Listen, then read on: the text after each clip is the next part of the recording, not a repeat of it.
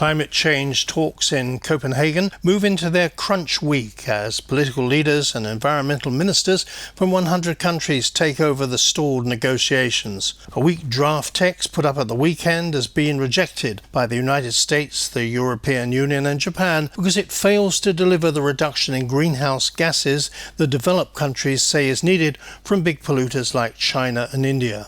Another key sticking point is that Beijing and Delhi reject the surveillance regime the OECD countries say is needed to monitor progress. The big emerging debates for the next several days, and there'll be plenty of predictions of total failure, emerging success, dashed dreams, dashed hopes.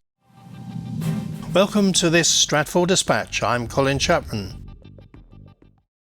As he flew out of Australia on Monday to join the talks, Kevin Rudd set the scene. Well, there's a big risk that we'll have conflicting views between developed and developing countries. And there's always a risk of failure here.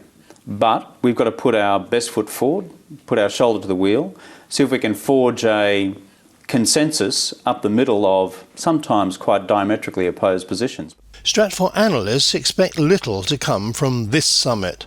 For global talks to do anything, you have to begin with the United States and the Europeans on exactly the same page.